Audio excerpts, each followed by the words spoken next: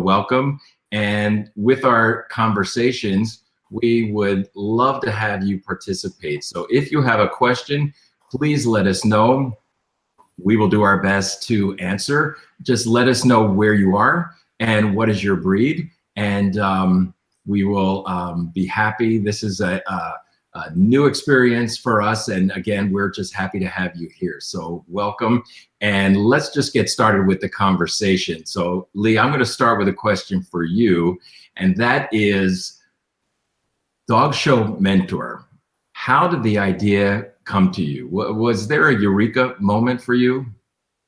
Oh yes, I have had a lot of eureka moments. But before I answer that question, let me thank you and thank Showsight Magazine for creating RingReady for the owner handler. So yes, I had many eureka moments. Exhibitors for years came up to me and said, "What didn't you like about my dog?" Or they'd say, "What can I do better?" And both of those questions were, the answers are very unsatisfying to everyone, which is the classic, "Well, I just like the other dog a little better." Sure. And so I thought, this went on for a long time, and I thought, somebody's got to be able to do something about this, because owner handlers particularly don't understand what's going on in the middle of the ring. They haven't made a study of it.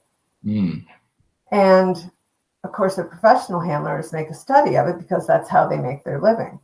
So you've got these two groups, and I thought, well, how could I even the playing field a little bit? So there was one particular show, and I heard some exhibitors outside the ring talking about the judge and what the judge thought and what the judge knows or doesn't know. And it was all made up, because that's human nature, right? When we don't know something, we start making it up in our heads. And sometimes when it comes out of our mouth, then it becomes fact, what really wasn't fact. Yes. So I thought, well, I could create a program for people to come together and learn. And I certainly have a lot of knowledge, and I have a background. I can help people with difficulty in the ring with ring nerves, lack of confidence. I've worked with people one-on-one. I've worked with people with groups. So that's what I created. And so that's how Dog Show Mentor came about 4 years ago. So almost 5. Is it almost 5 years now? Well, congratulations on the anniversary coming up. You mentioned, or rather I mentioned, that you're a multi-group judge, and you bring that experience as a dog show mentor. I think owner handlers, we don't always know initially, do we, what it's like in the ring from the judge's perspective. And it's completely different, isn't it? For you when you're a judge, as opposed to you when you're in the ring with your Tibetan Terrier. Can you talk a little bit about that difference? Because the experience is eye-opening. It's quite enlightening. It is. And every person who I know who has judged a sweepstakes for the first time comes to me and says, "Oh my gosh, I can't believe it. You know, I knew it was, everyone said it was different in the middle of the ring, but when you actually stand in the middle of the ring, it's eye-opening. You have to sort through all the dogs. You have the standard going through your head. There's so many things going on when you're in the middle of the ring, and you have time. I mean, you have to develop a rhythm of time on how you examine the dogs and how much time you spend, and then how much time you spend sorting. And so you have to develop that skill. So as well as your knowledge, now you're developing a new skill. So it's, yeah, it is. It's different. You as a judge have 2.4 minutes per dog. That sounds like a long time, but when that clock is ticking, right, it's moving pretty quickly for you as well as for the owner handlers. And I think, you know, owner handlers are often surprised at how fast time flies in the ring. You know, where we take our time setting up our dogs, and before you know it, the judge is on top of us. So is that something that sort of help us to understand how time is experienced in the ring? Well, we want to spend that 2 minutes a dog, which is really less than that because we have our books and all, you've heard it all. But when an exhibitor, professional or owner handled, when an exhibitor takes 20 seconds to set their dog up, we feel like we could have been judging the dog and taking more time judging dogs than watching people set their dogs up. Now, there's not to say that we don't sometimes glean information about that dog as the handler sets it up. And sometimes that information is recognizing the virtues, and sometimes it's not. It's recognizing faults that the handler should have been hiding, right? Right. So, yeah, it's and 175 dogs when we're doing that. And lately, with the fewer shows, all the judges are loaded right up to the maximum, 175 dogs. And when we're doing those number of dogs, we're doing 2 groups. We don't have time to spend that extra moment telling exhibitors, well, this is what I really liked about your dog, or we're always looking for those virtues. We're always we want you to show us the virtues, present the virtues. Let's talk about virtues for a minute, because every dog has virtues, but every dog has his or her faults as well. And some standards have disqualifying faults, and we hope that we don't see those in the ring. But what can you say to the owner handler who is hung up on their dog's faults and really needs to kind of reprioritize or refocus on their dog through their dog's virtues? Is there a way to reset the mindset of the handler?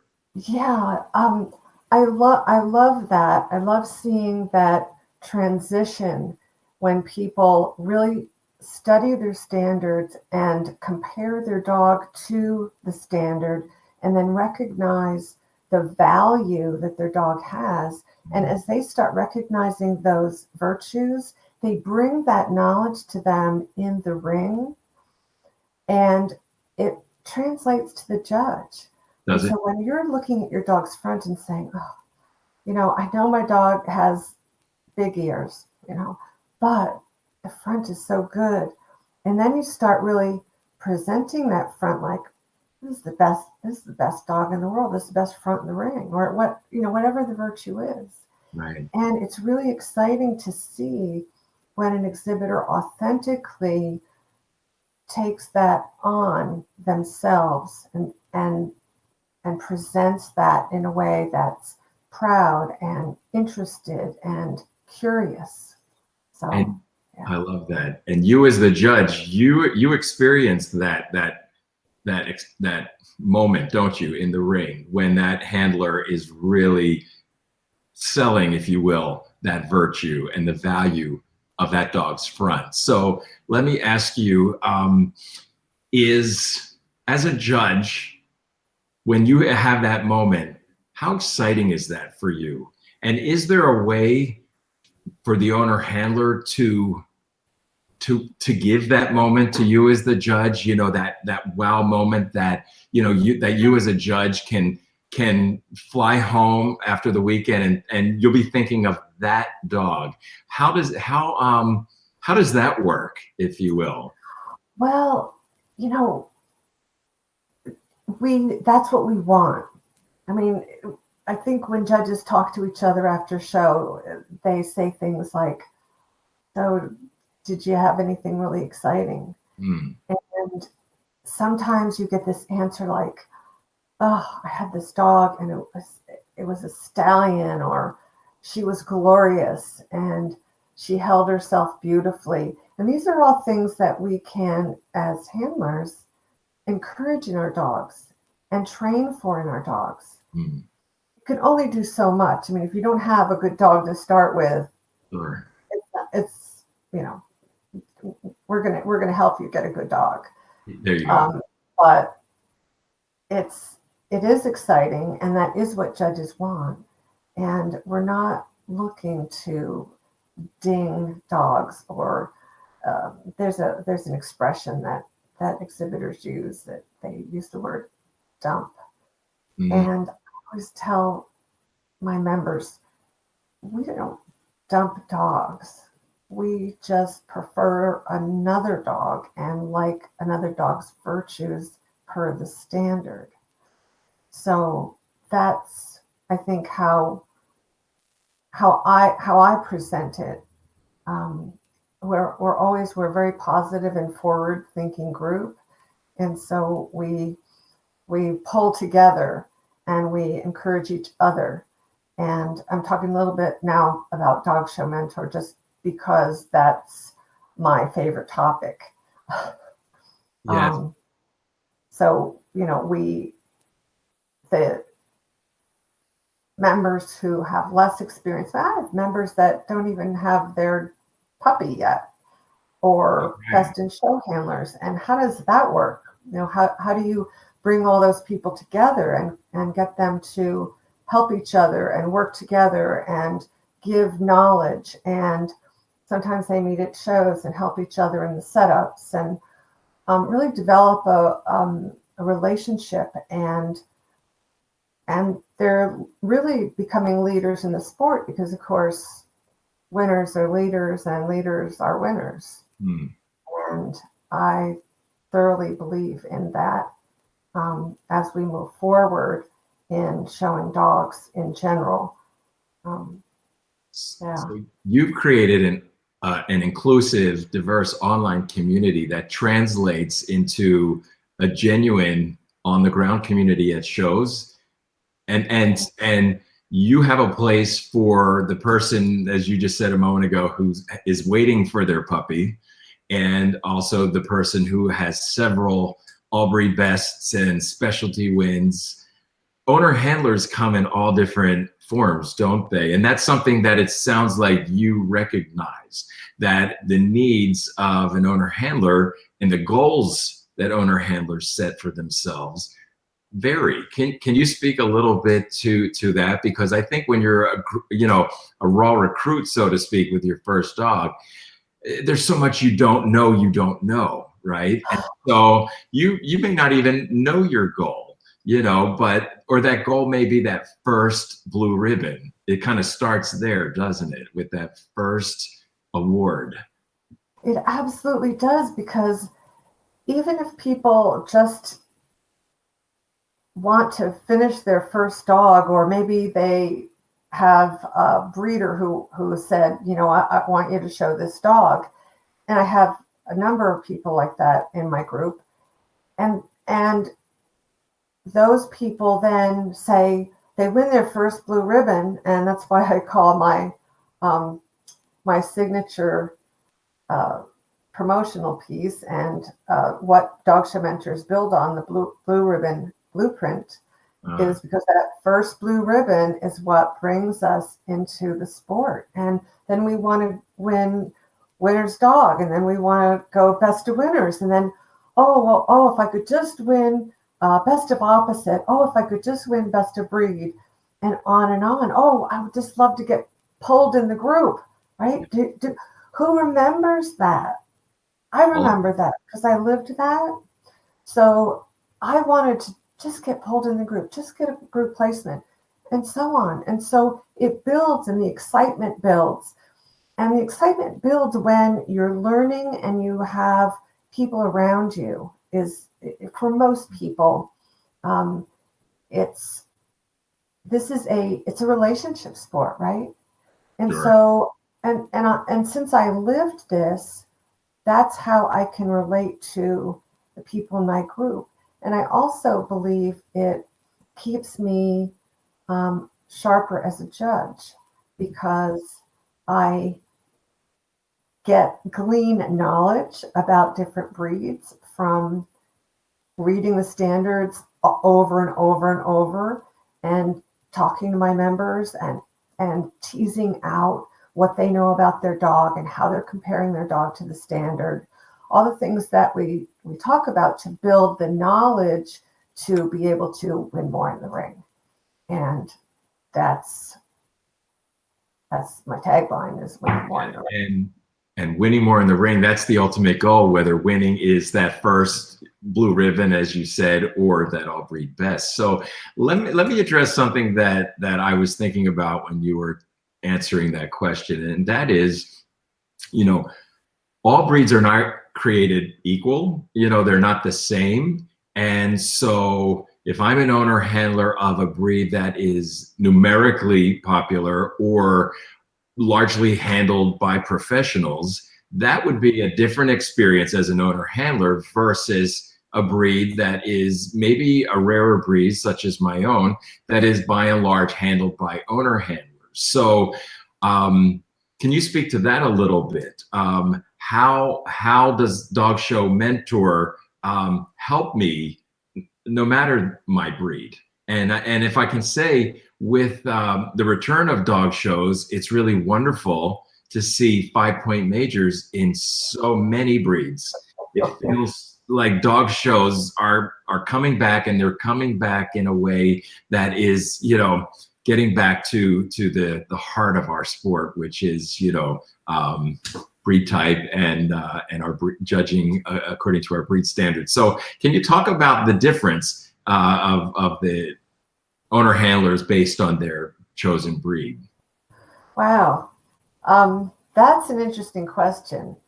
So I actually do have that going on right now. I have a rare breed, a coonhound, and I have Doberman, right? And there's so much difference, and yet the people are fundamentally the same. People are passionate about their breed. They want to show good dogs. They want to win. And in the end, whether it's a rare breed or one that's in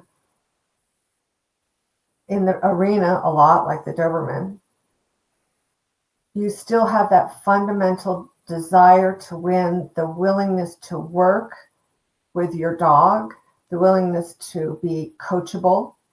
So one of the things that I noticed, one of those aha moments was, gee, would Christy Yamaguchi have done all the winning she did if she didn't have a coach? Would Tiger Woods not have a coach ever? So there are things. So dog shows are the only recognized, organized sport that until 4 years ago had no coaching, no formal coaching. People had breed mentors. People, usually professionals, started by working with other professional handlers, right? They do that, but really no coaching. And I thought, wow, so how much better would I have done if I had a really good coach? And I believe in that pebble in the pond. I believe in the ripple that happens, that ripple effect, where people can make a difference. You can mentor one person and then have that person.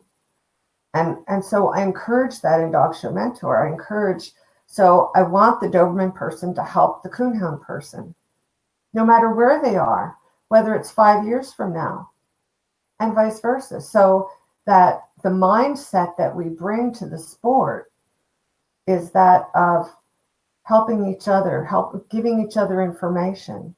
The information that I provide to my members is proprietary, but I want them to go out and use that information to help other people outside of the membership. So it's, and I want to address a question that's often asked, and we haven't talked about this before, so I'm just tossing it in. And that is that people say, well, how can she mentor people? Isn't that a conflict of interest with judging? The answer is no, because my relationship with them is strictly professional, and they are not allowed to show to me for a full year after, if they leave the program, during the program or after they leave the program. So, and that's the same as going to a handling class. But if a handler works for somebody for 5 years, they can show to that person a judge in 4 months. So it's actually more fair than anything. I appreciate your mentioning that. That was something that I wasn't aware of, but that tells me a lot about you, and a great deal about, you know, where your priorities are and your value, which is coaching and mentoring. I love the word coach. You know, I love the word mentor. I think that even before we know that we need a coach and a mentor, we're looking for one, whether we know it or not. And a moment ago, you mentioned helping one another when we're at the shows. And, you know, I see a lot of handlers, owner handlers, helping handlers and owner handlers. You know, there are folks who understand that we are a community that depends on one another, you know, and that we all share a love of dogs and a competitive nature. And we love this culture, if you will, that dog shows invites us all to. And some of us are owner handlers, as we've been talking about. Others are professionals. And I have a question regarding that specific distinction, Lee, which is something that comes up in every conversation where dog people get together. And that is, and maybe you can answer this as a judge, is what differences do you see in the ring between, I guess, the owner handler versus the pro handler? And if I can just get started with an observation, is that oftentimes owner handlers think that pro handlers have an advantage because they're professionals and presumably with more experience. But again, as the judge, what do you see when you're in the ring, those differences? Yeah, I see Megan asked that same thing. Thank you, Megan. And so sometimes I don't see any. I'm going to tell you that when the National Owner Handled Series started, there was a huge difference between the presentation of a professional and an owner handler. And it's my belief that the National Owner Handled Series has tremendously helped the owner handler to become more adept in the ring. They get to practice. They are more competitive. I see the dogs and the quality of the presentation both in the National Owner Handled Series ring much higher than it was when it started, much higher. And that transfers over into the breed ring. And I see that some of these owner handlers have become a force to be reckoned with across the board. And I don't just mean in a low entry breed. I mean in, you know, some of the, you know, Goldens and Dobermans and some of the setters. And I mean, I could go on and on. So I'm seeing less. I don't stand there when I'm looking at dogs and think, is this an owner handler?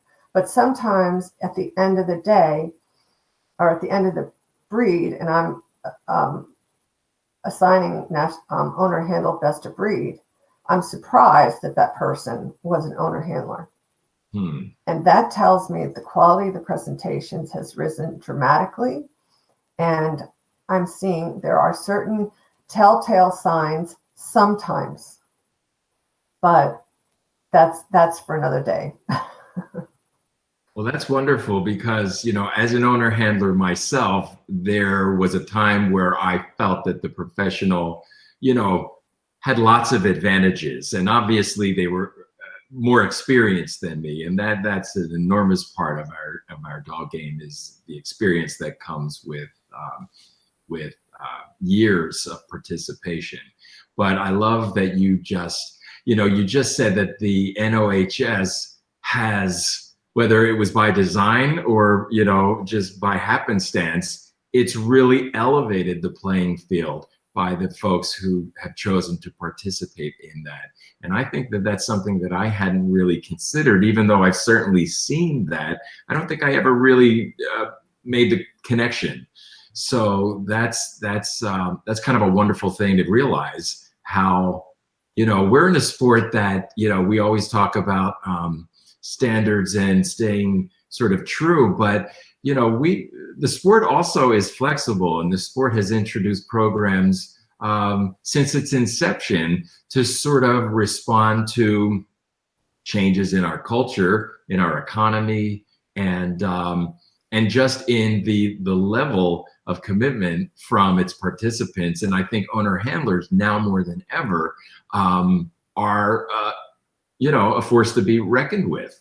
And just judging by the folks who joined us here today, I think that there's a lot of interest in becoming better.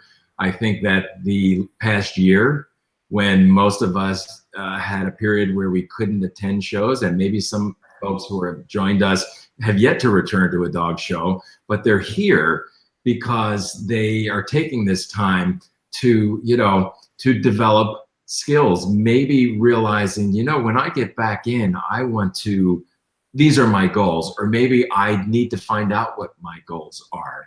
It feels as though this is a very exciting time for owner handlers. And I just want to thank Megan again for that question. And I see, Megan, that you are a Rhodesian Ridgeback person. Yay, Rhodesians. That's a breed that is near and dear to my heart as well, having been a breeder, owner, handler of that breed. So thank you for your question. And again, we welcome any question from our viewers.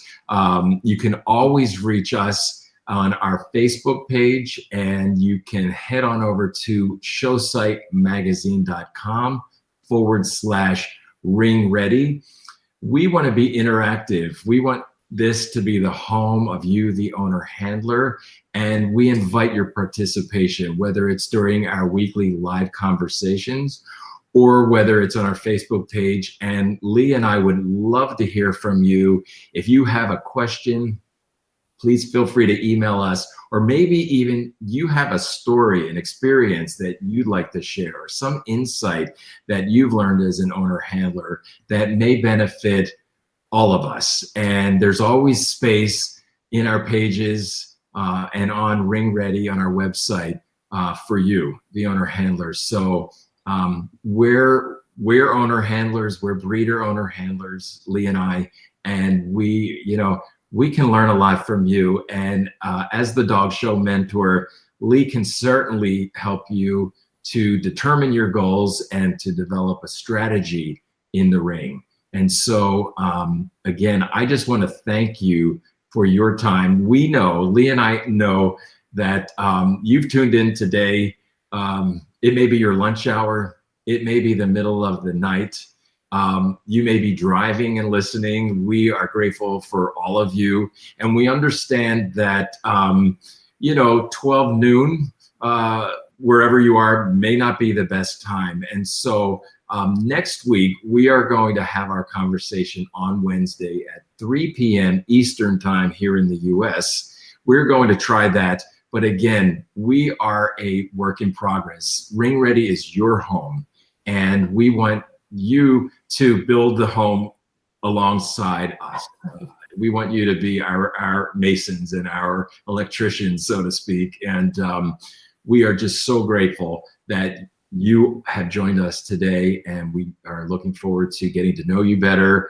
And we want to hear more from you and more about you. So on behalf of Lee and I, RingReady, Showsight Magazine, and the Sport of Dogs, thank you. Go have fun with your dogs, and until next time, have fun. And see you in the winner's circle. Wonderful. Thanks, everyone. We'll see you next week. Bye-bye. Bye for now.